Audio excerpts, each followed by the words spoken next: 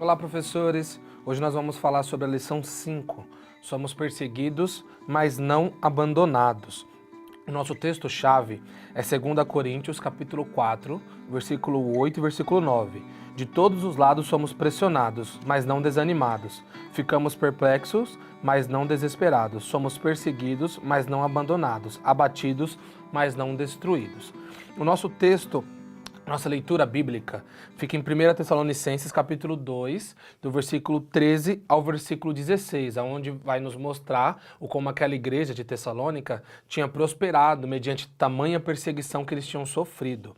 Essa lição 5, ela avançando um pouco mais, a gente já está no capítulo 2, nesses versículos 13 ao 16, a gente vai vendo que a gente vai fazendo uma exposição, nós vamos fazendo uma exposição e vamos avançando capítulo a capítulo, texto a texto, e assim praticamente a gente vai fazer durante toda a revista, passando por praticamente tudo que a carta aos Tessalonicenses, 1 Tessalonicenses diz para nós.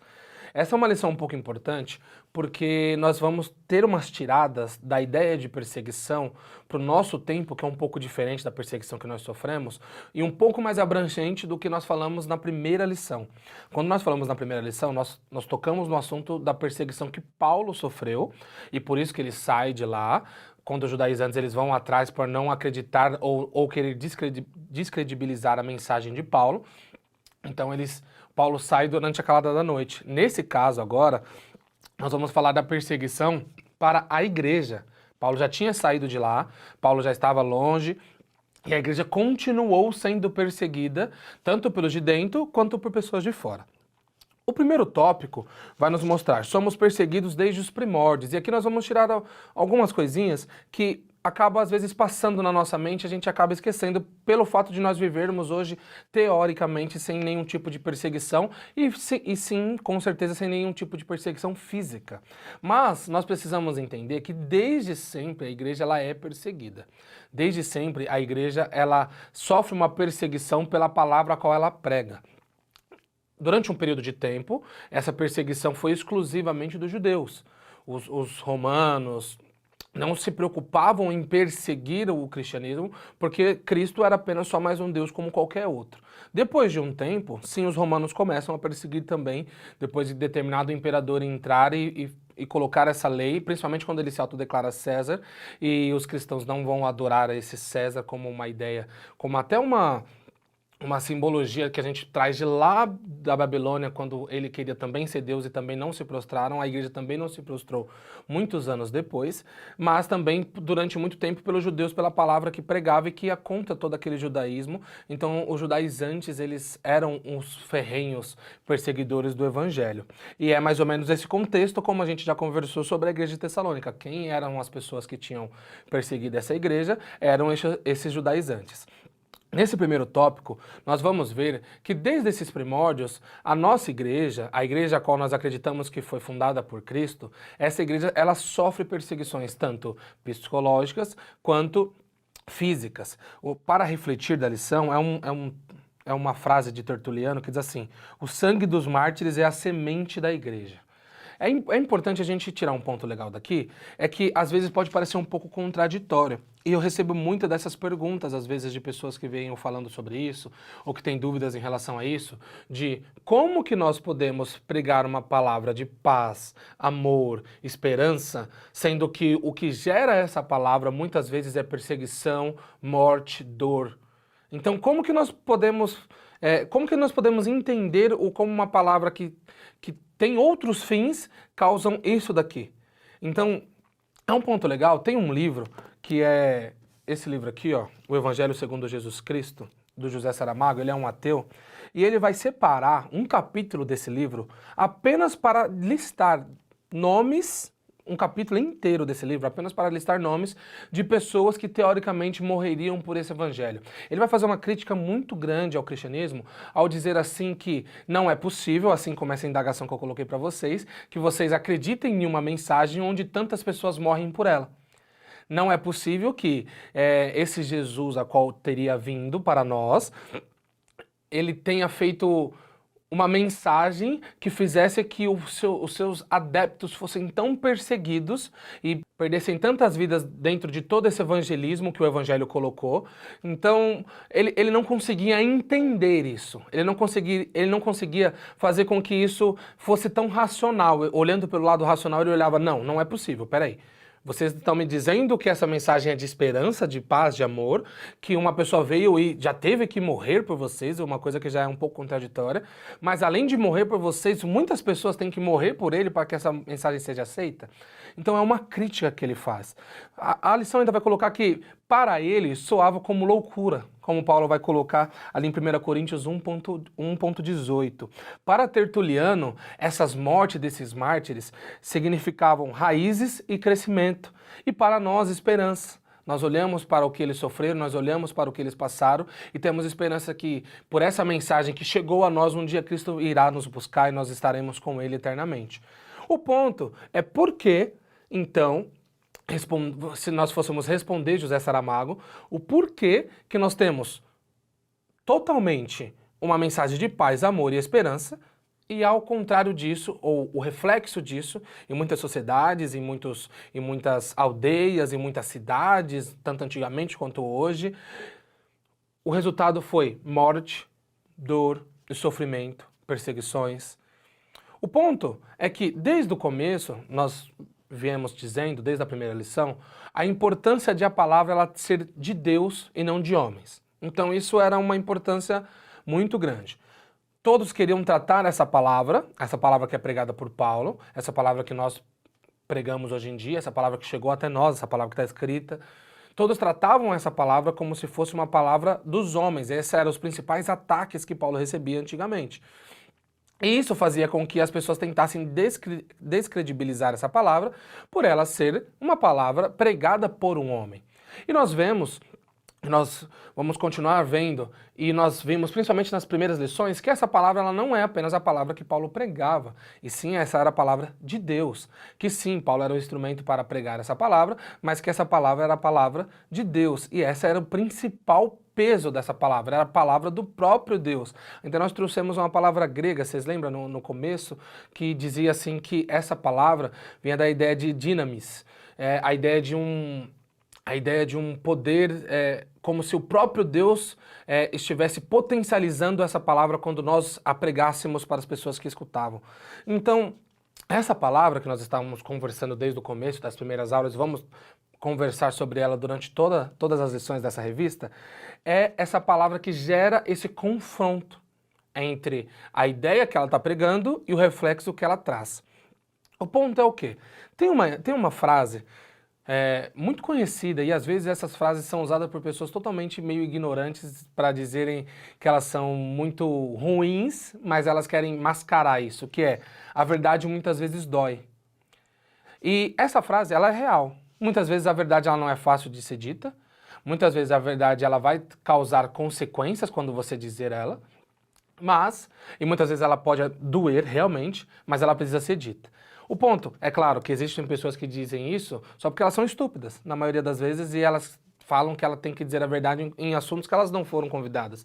Mas trazendo essa frase, esse clichê para dentro da nossa lição, nós pensamos o quê? Se essa frase ela incomodar pessoas, as pessoas vão automaticamente rejeitá-las, e também, além de rejeitar essa frase, vai rejeitar pessoas que aceitarem essa frase. Então pensa, a palavra de Deus, ela é a verdade. Ela não é apenas verdade como palavra, mas ela é a própria verdade, Jesus Cristo. Então essa palavra, por ser verdade, ela não está em um ramo, em um lugar onde você pode falar assim, bom, eu preciso que ela seja provada para mim ver se ela é verdade. Não, ela já é verdade. A palavra que nós pregamos, ela já é propriamente dita a própria verdade. Então, nós não temos esse critério, vamos dizer assim, nós podemos estudar, examinar as escrituras, mas nós não recebemos essa palavra com dúvidas. Eu costumo dizer para os alunos, às vezes eles dizem assim, olha, eu queria saber, uma pessoa convertida vai chegar em você e vai dizer assim, bom, eu quero saber até quando eu posso me batizar, porque eu não quero me batizar agora. Eu estou em dúvida. Ou se não, outros tipos de pergunta sobre fé e obras, enfim, sobre muitas coisas. E eu costumo dizer para os meus alunos, dizer assim, olha, pense, se nós lemos a Bíblia, nós vamos ver que determinadas questões, elas não são de pessoas que se converteram de verdade. Vou te dar um exemplo. Se nós formos olhar para o batismo, em nenhum momento da Bíblia nós vamos ver pessoas querendo postergar o seu batismo. Muito pelo contrário, essa evidência da fé é automaticamente pedida por eles. Nós vamos ver pessoas falando assim, olha, tem um lago aqui, eu já posso me batizar agora? Pessoas que aceitam a Cristo e já são batizadas no mesmo momento. Por quê? Porque não são questões que afligem essas pessoas que acabaram de receber esse evangelho. Por que é esse ponto? Porque determinadas dúvidas ou determinadas indagações que vêm para nós, que nós recebemos das pessoas de fora, elas não representam sempre dúvidas que teriam pessoas que realmente receberam Jesus como seu único e suficiente Salvador. Uma pessoa que recebeu Jesus como seu único e suficiente Salvador e tem a certeza e tem a convicção de que Ele é seu Salvador, ela não fica em dúvida se ela vai se batizar nas águas ou não. Vocês compreendem? Então, essa ideia da verdade que confronta, essa ideia da verdade que muda, é a ideia também que vai fazer com que essa verdade seja perseguida. Por quê? Porque amor, paz, esperança não são, por mais que pode parecer, mas não são tão aceitas no nosso tempo. Se nós formos olhar, é muito normal que o amor pregado pelos cristãos seja totalmente contrário ao amor que é pregado pelo mundo. Se nós formos olhar, é muito normal que a esperança pregada por cristãos seja uma esperança parecida com o que as pessoas encontram no mundo. E nós também, a paz é a mesma coisa. Então, algumas características, elas mudam quando a gente pula um muro para o lado de lá. Então, lá eles olham isso de uma maneira, aqui nós olhamos de outra. Então, quando nós chegamos numa pessoa e dizemos assim, bom, deixa eu falar para você, você está desempregado, seu pai morreu, seu filho não está falando com você, enfim, a gente lista um monte de coisas, mas a gente pega e diz assim para ele, mas vamos orar para que Deus traga paz para o seu coração. Para o mundo, essa paz não existe.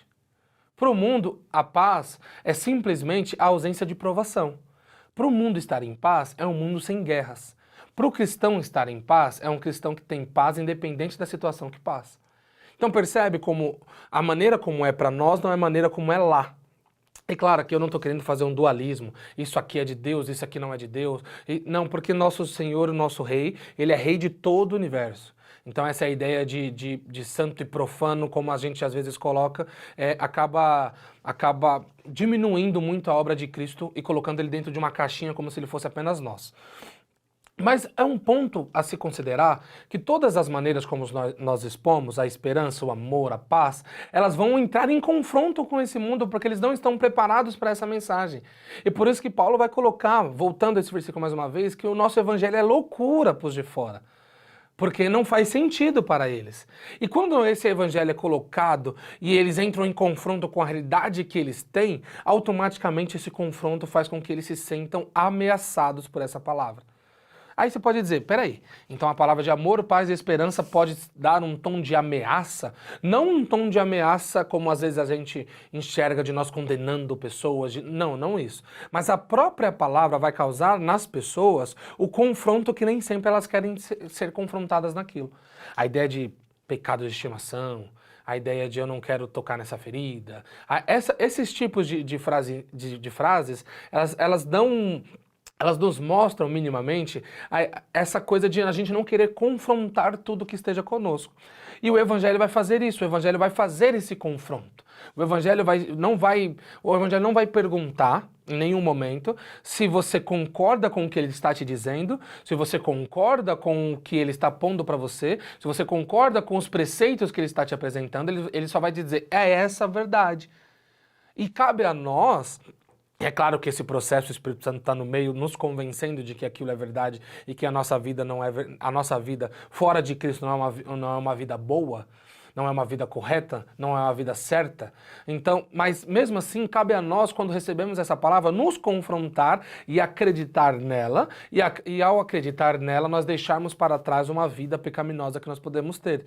Então, o fato de, como Paulo vai colocar, todos pecamos e destituídos estamos da glória de Deus, para uma ideia de que Deus amou o mundo de tal maneira que entregou seu Filho unigênito para todo aquele que nele crê, não pereça, mas tenha vida eterna. Então, a gente sai daqui desse pecado que nos dá a condenação eterna para crer nesse Filho que veio e ter uma vida com ele a partir disso. Esse é o confronto que faz com que o evangelho seja perseguido.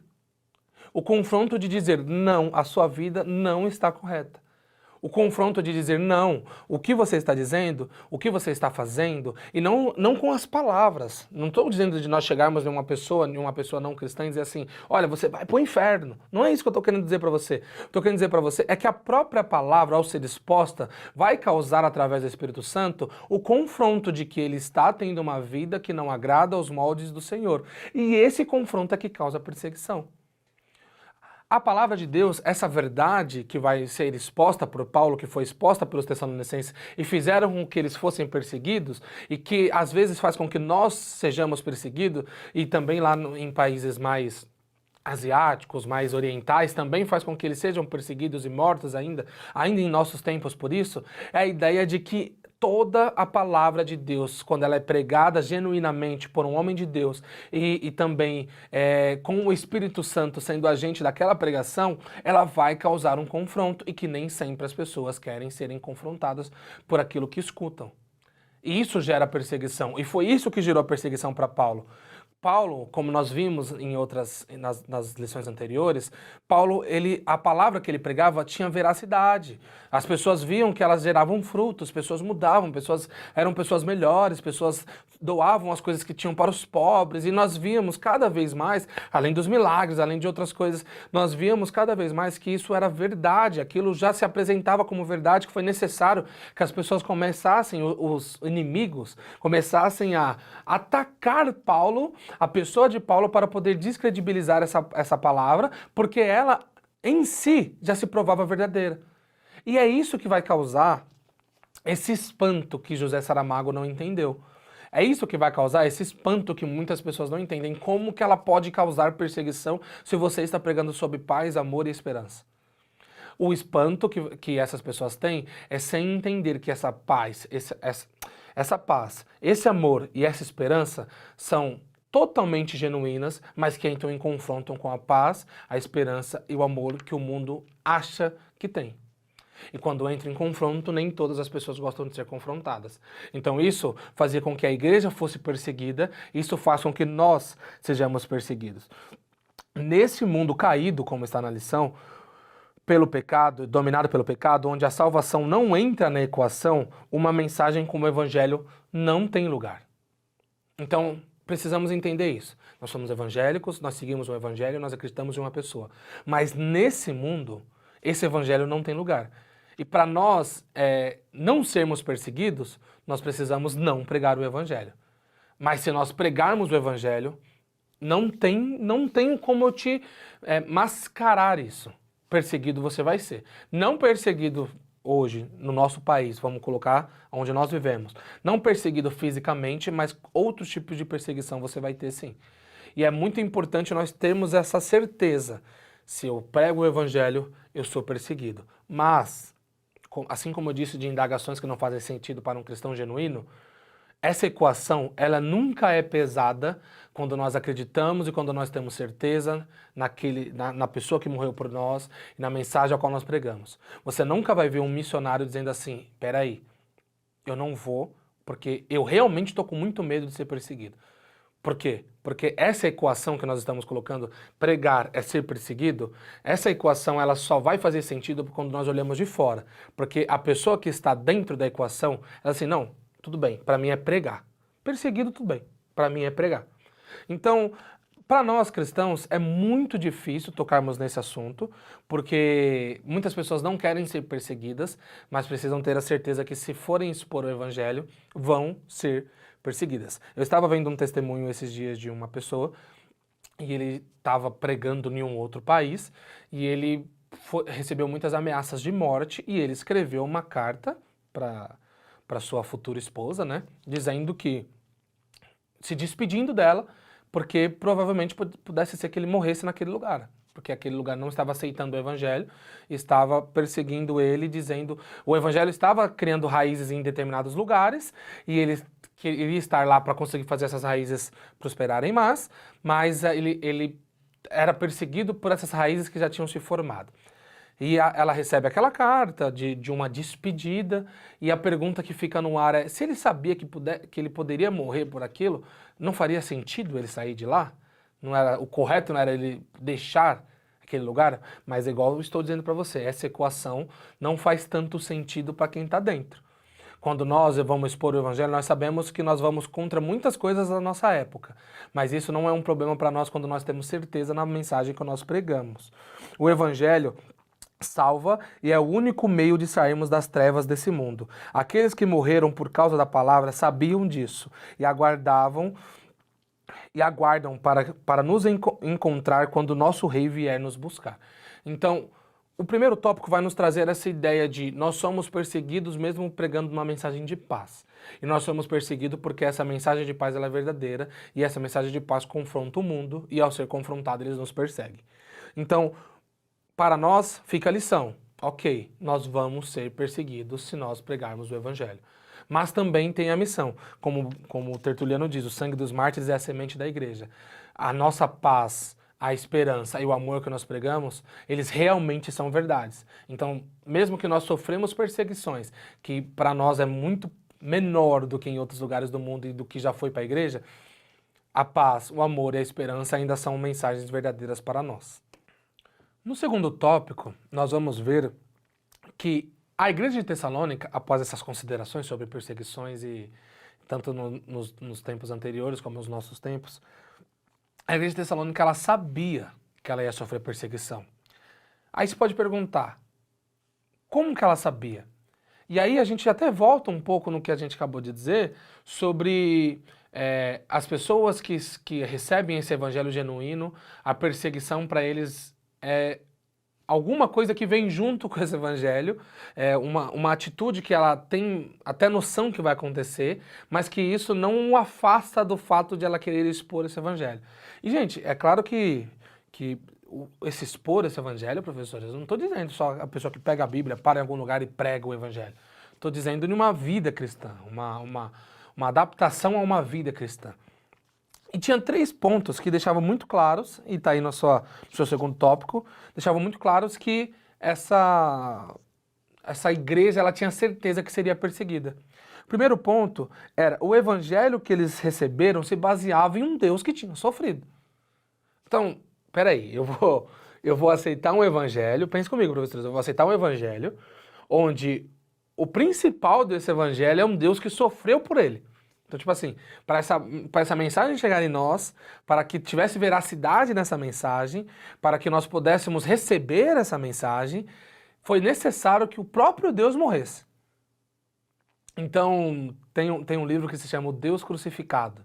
A ideia de um Deus que encarnou e que morreu por essa mensagem, que morreu para que nós pudéssemos receber essa mensagem, era o foco daquele evangelho. Então, quando a igreja de Tessalônica foi receber aquilo, ela já recebeu dizendo, peraí, eu acho que eu também não vai ser tão fácil para mim, porque se para o próprio Deus foi necessário morrer, para mim não deve ser tão simples. Esse é o primeiro ponto. O segundo ponto é que o apóstolo que mostrou, ou que evangelizou e que pregou essa mensagem, esse evangelho para aquela igreja, é um apóstolo que tinha sofrido em todos os lugares onde ele passou.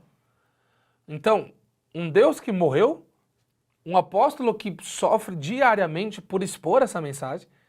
Então, olha aí, primeiro e segundo pontos muito nítidos de que aquela igreja, se aceitasse aquela mensagem, seria perseguida.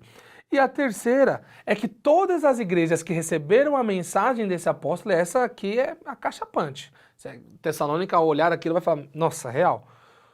Todas as igrejas que receberam a mensagem desse apóstolo foram perseguidas, coisas não seriam diferentes.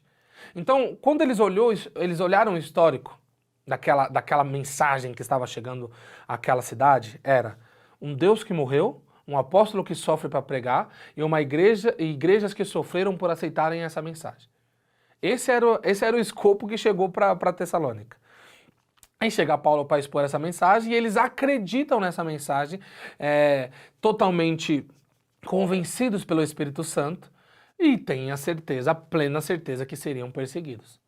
E esse é um ponto que, voltando para o que a gente falou no tópico passado, as pessoas que aceitaram o Evangelho de Cristo, as pessoas que estão com certeza daquilo que creem, elas não vão ter dúvidas que vão ser perseguidas, mas isso não vai impedir que elas exponham o Evangelho ou que elas vivam daquela maneira.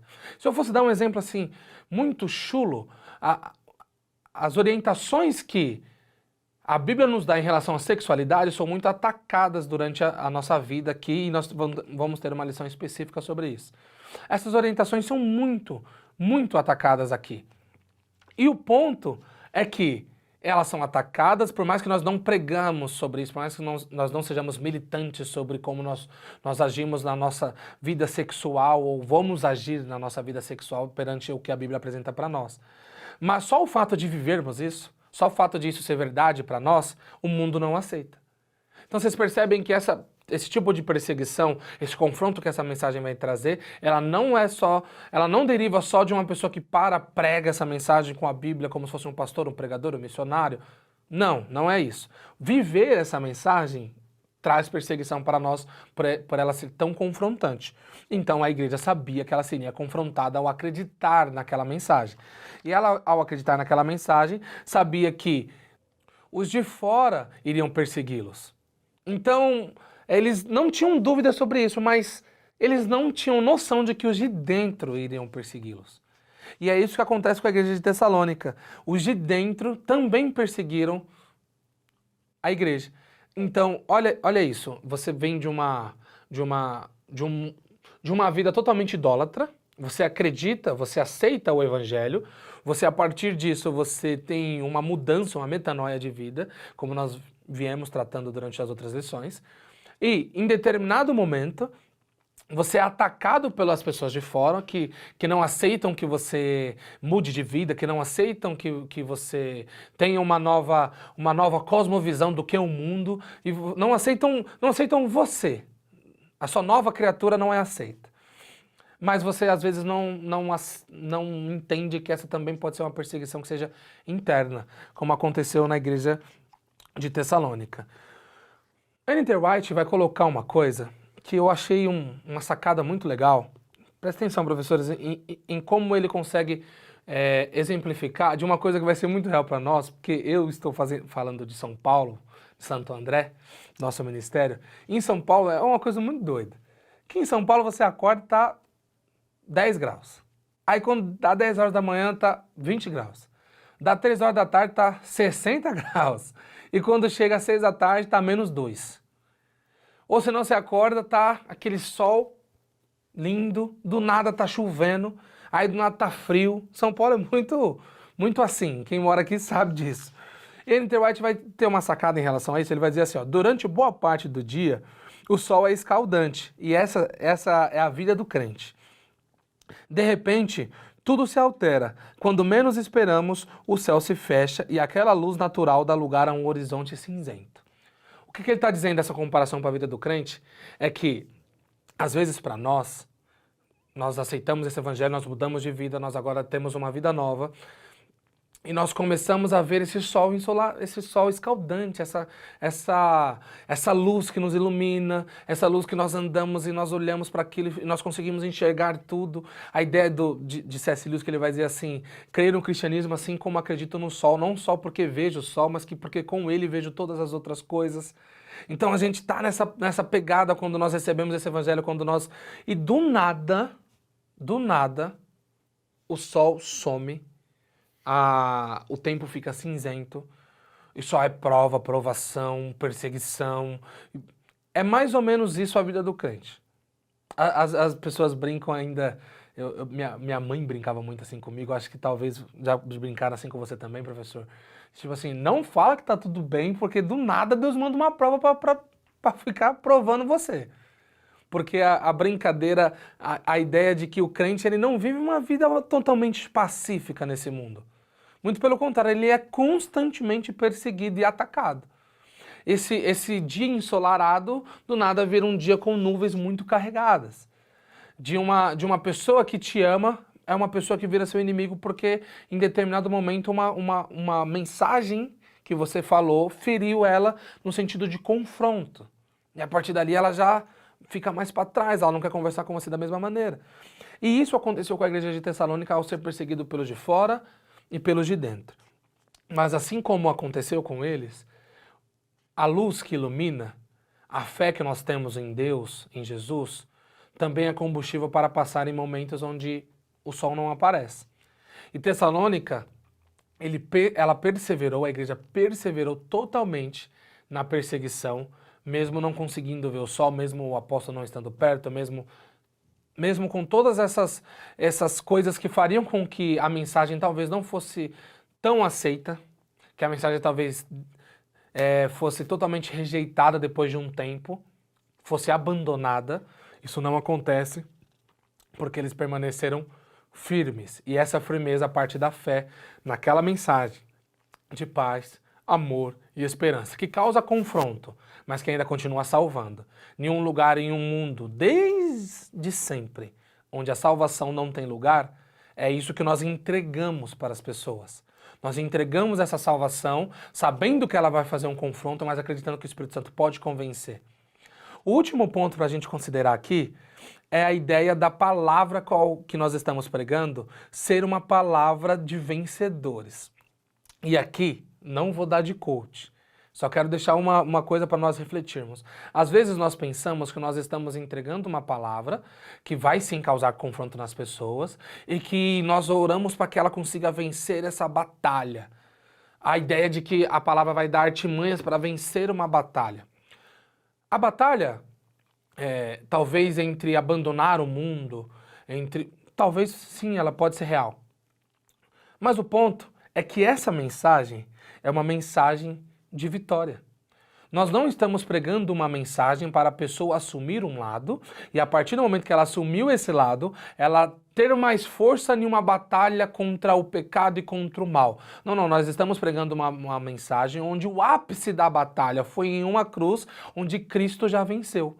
Então a mensagem que nós pregamos não é para a pessoa assumir um lado da história, é para ela assumir o lado vencedor, o lado que já venceu a batalha. Então quando nós pregamos o evangelho para uma pessoa, nós não estamos querendo dar mais armas para ele batalhar, é para ele vir participar da vitória. É para ele vir participar de alguém que já venceu, para ele vir conhecer o vencedor, para ele vir conhecer o verdadeiro rei. Então é muito bom a gente ter esse ponto na nossa cabeça, é que a gente, vamos ser perseguidos, mas nós não estamos enfrentando uma batalha onde tem o risco de nós perdermos. Isso não acontece com o evangelho. Nós talvez podemos entrar em batalhas, podemos traçar guerras, sim, mas essas batalhas já foram vencidas. Essas batalhas, essas guerras já foram findadas. Cristo já venceu na cruz e nós somos participantes dessa vitória. Então, ao expormos o evangelho, nós podemos sim ser confrontados, nós podemos sim, as pessoas podem vir querer guerrear contra nós, mas nós já estamos do lado que venceu. Eu sempre lembro daquele versículo quando Deus vai colocar para Moisés e vai dizer assim, hoje eu proponho para você bênção e maldição, vida e morte. E é como se Deus colocasse uma questão do Enem e ele nas alternativas ele colocasse o X assim bem do ladinho onde você tem que colocar. E ele vai falar assim, hoje eu coloco para vocês bênção e maldição, vida e morte, mas escolham a vida. Ele coloca as questões e dá a resposta. Escolham a vida. Quando nós vamos expor esse evangelho, nós estamos dizendo, tudo bem, eu entendo como isso é confrontante, mas se você estiver desse lado, eu estou te dando a certeza, esse é um lado de vencedores. Esse é um lado de pessoas que podem sofrer por esse evangelho, mas que vão receber Cristo de volta, Cristo vai vir nos buscar, porque Ele já venceu e nós somos participantes dessa vitória de uma guerra que nós ainda nem traçamos. E é muito gratificante nós sermos convidados a estar em um lugar, em uma festa de uma vitória que não fomos nós que batalhamos por ela, mas sim Cristo. Nós somos convidados a sermos participantes de uma vitória, de uma guerra que a gente não guerreou. Mas sim, essa é uma mensagem de vitória. por último, para finalizar, nós vamos ver aí no último parágrafo do último tópico alguns livros que nos dá ferramentas não apenas para recebermos nesses ataques, essas perseguições e ficarmos em paz, mas também de contra-atacarmos. Nós somos atacados em muitas circunstâncias em nossos tempos, como nós vimos trabalhando durante todas essas lições anteriores, e aqui eu deixei uns 4 livros aí para nos auxiliar nessa luta. Para concluir, a conclusão diz assim: jovens, precisamos entender que não existe cristianismo sem sofrimento. A perseguição virá a todo momento, os ataques serão constantes, mas não devemos desanimar. Assim como a igreja de Tessalônica, precisamos perseverar até a volta do Senhor. Enquanto isso, sejamos firmes na palavra e engajados nos argumentos de defesa da nossa fé, com a esperança que em breve receberemos a nossa coroa. Tudo bem, professores? Então essa foi a lição 5, tem muito mais conteúdo na lição, a gente tratou de alguns pontos específicos, e aí a partir disso você pode ler esses livros, você pode ter materiais que podem te auxiliar ainda mais na preparação da sua aula, ok? Agradeço você por estar assistindo esse vídeo, espero que ele seja um bênção para a sua vida. Até a próxima aula.